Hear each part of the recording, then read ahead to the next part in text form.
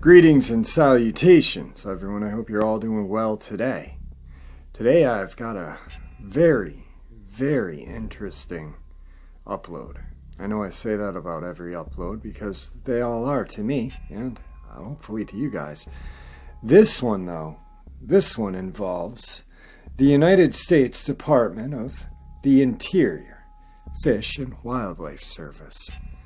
Yes, it's a Sasquatch encounter that was reported to the Fish and Wildlife Service. I also have a couple of Dogman encounters as well. Before we get into that, though, a couple links I'd like to share. As you know, I rely on my Patreon, my PayPal, and my merch to help this channel to continue to grow and go. Those links are all in the description below. I also have a second channel for creepypasta, fanfiction, and scary voice acting. Stories that really don't fit on this channel. Now, if that's anything that you're into, follow that link and give those stories a listen. You may just like what you hear. I also started a GoFundMe page to help raise some money for decompression surgery I'll be having on December 3rd. I have neuropathy, and the doctors feel that the only way of getting a handle on the pain is surgery. Nothing else has worked. No homeopathic, no non-narcotic, gabapentin, Lyrica, nothing. And I do have a other illness that goes along with it. So I'd like to have the last part of my life to be able to do what I want to do. And that's to get out into the woods and into the fields and do some hands-on research. Anyway, enough of the jibber-jabber. Let's get on with these encounters. Shall we? Today's first encounter. As this document was released via the Freedom of Information Act, it is now, for all intensive purposes, in the public domain. Being in the public domain means that any of the information contained in the release can be presented to the public as is. The United States Department of the Interior, Fish and Wildlife, November 20th, 2018. Dear Mr. Redacted, the United States Fish and Wildlife Service, FWS, FOIA office received your Freedom of Information Act, FOIA request, dated October 28, 2018, and assigned it control number FWS 2019 redacted. Please cite this number in any future communications with our office regarding your request. You requested the following: digitally scanned, archive, or currently active reports, memos, training materials, or any other documents pertaining to or concerning the unverified North American primate known as Bigfoot, Sasquatch, Yeti, or skunk ape. On October 11th, 2016, I, redacted, a U.S. Fish and Wildlife Service endangered species biologist, was contacted by United States Forest Service staff about a report that had been called into their office and they weren't really sure to handle it. I talked with the Forest Service employee briefly who passed off the caller's information in a brief statement of what she had seen. The woman's name was redacted of Redacted, Washington. I called her on October 11th and left a voicemail. Redacted returned my call on October 13th, 2016 at 10:22 a.m. And we discussed what she had observed. See below. Redacted said on Sunday, October 2nd, she was driving back from her home from Leavenworth, Washington on State Highway 2 traveling west. After getting out of town and just past the intersection of Cole's Corner, heading towards Stevens Pass, she saw a dark, hairy bipedal creature whom she estimated to be between 7 to 8 feet tall. She said it was lean looking, and it was near a guardrail on the right side of the highway walking towards her. She pulled over at the end of the guardrail and saw the creature go over the guardrail and walk towards the woods. She noted it had somewhat of a cone-like head. She said it was black in color and she couldn't see any flesh. She said she also talked with Redacted, the wildlife biologist of Wenatchee National Forest, from her sighting. He advised her to report the incident to the Bigfoot Research Organization. Redacted, to me, sounded in her mid-50s. She said she was leaving the Oktoberfest celebration in Leavenworth. She had attended over the weekend. The sighting happened around 10:30 in the morning on her drive back. The weather was clear and sunny. Her friend, Redacted, rode in the passenger seat, and her mother's, Redacted, rode in the back seat. Both were visiting from Redacted, Texas. The mother-in-law did not see the creature. It sounded to me as she may have been elderly. This is another statement from the person who requested the information. Name is redacted for certain reasons. The forest biologist that I spoke to on the phone about my sighting told me that there were other sightings in this area. Also, I spoke to a woman from the U.S. Fish and Wildlife Service. She told me as well of sightings known to this area. They saw something or someone hiking towards them down a long, straight stretch of the highway. As they got closer, it appeared to be wearing what she thought was a hoodie, as it had a pointed top on its head. They thought it was strange that someone would be wearing a hoodie on a nice summer day. Its arms were long and swinging while walking. As they got closer, it looked like it was wearing a backpack, but realized it was its head and shoulders and it wasn't wearing clothes. It had black hair and a bushy peak on its head. They could see the muscle structure, and it was very lean and physically fit. I saw its face. It was lighter color than his hair, but still dark. She described a protruding forehead, sunken eyes, and a somewhat flat nose. She said to her friend, "Now, that is a Bigfoot. Yes, we did see that."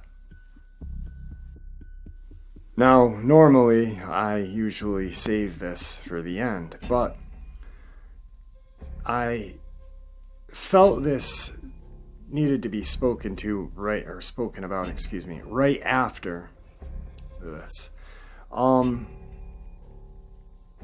This is something I stumbled across, and it just goes to show that the United States government does have information about these creatures.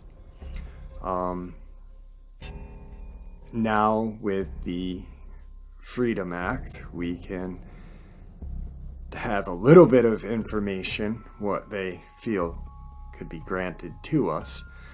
I find it very interesting that I wonder how many reported incidences they have. I wonder how many they can legally share. I really am going to start sending some emails out tomorrow and find out just what I can get. It's very interesting. Definitely very, very interesting. We all know that the government is holding secrets from us. I don't want to sound like some aluminum foiled hat wearing conspiracy theory person. But, there's evidence of Dogman, Sasquatch, UFOs, alien contact, aquatic cryptids, all sorts of things. I mean, look at the I forget the name right off, the Hopkins County, probably saying it wrong, the Hopkins County gremlins. You know, the actual police report states that there was no arrests made. There was a lot of shots fired by the people, but no arrests made, and they believed that they were shooting at some sort of gremlin or goblin, possibly, but the wildlife people and the sheriff and state police all believed it to be owls, the great horned owl. Conveniently enough, there are a lot of those around where that happened, and it's a good brush off. I mean, they're huge, huge birds, but if you are familiar with the story, I do have an upload that I did a very long time ago, almost 2.5 years ago, somewhere on this channel. But the way these things were positioned, there was no way they were popping off at a owl. But anyway, I had to share this with you. I found it. It's a brief encounter, but it's got proof with the header from the United States. It's very interesting. Very, very interesting. I will share the header. I might put the heading thing on my as a picture of, in the video, but if I don't, my email is below. Give me an email.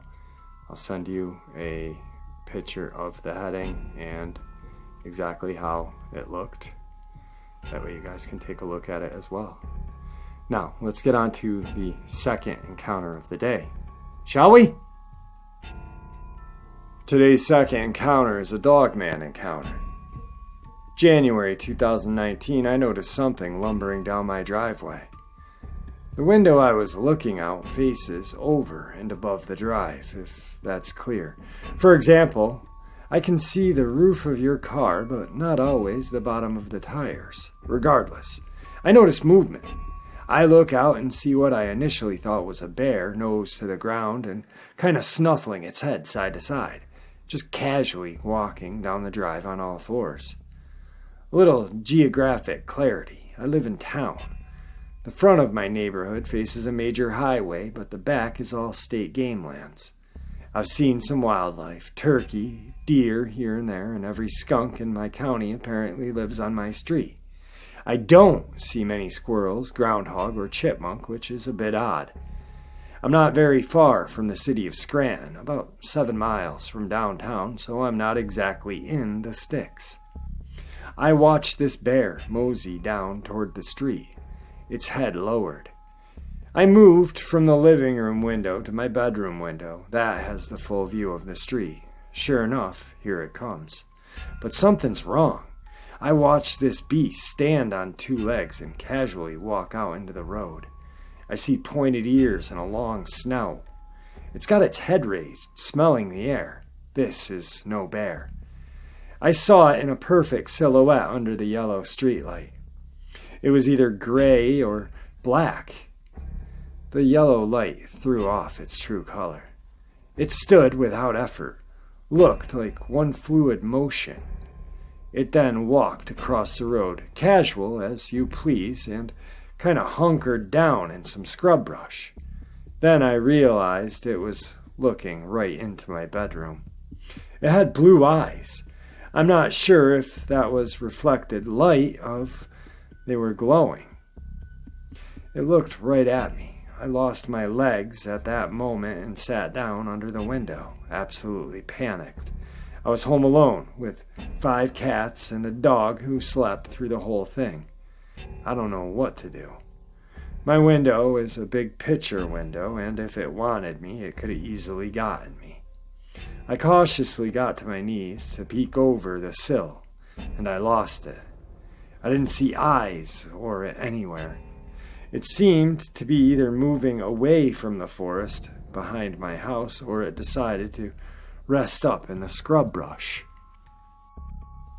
What I saw under that streetlight is as follows. Darkish fur, high-pointed ears, long muzzle. I never saw teeth or if it had a tail. It had hands with long claws that hung kind of limp at the wrist. If they were fully extended, they would have hung below the knee. It walked on hocked dog legs. It looked heavily muscular, but had a tapered waist. It was about 7 to 7.5 feet tall, judging from where it stood in relation to the streetlight. It was non-aggressive, even when I felt it look right at me. I was terrified, but I didn't get the sense that it was pissed off that it had been seen, as some people report. I didn't take a picture because I didn't think to do it, and I was too in shock. There have been some odd sounds, tapping at my window. I can hear scratching of the siding. I don't see that many animals around the neighborhood anymore. There used to be about 7 stray cats I fed, all gone. Once the weather broke, it's been quiet. I installed motion lights. I bought 2 game cameras. I'm hoping they are, in the sense, like Sasquatch. They avoid game cams. I don't ever want to see this thing again. Those of you who want to see one, pray you never do. My encounter was non-aggressive. I can't imagine having to deal with one of these things that are pissed off. I still can't sleep a full night, and every sound scares the hell out of me after dark. I live alone, and the .357 I own would probably just ruffle its fur. So there you go. Wow. I wasn't really going to do an upload today, but the United States Fish and Wildlife Service, that document was just mind-blowing to me. Like I said, my email is in the description below. If you'd like to see a picture of the document, I can share it with you.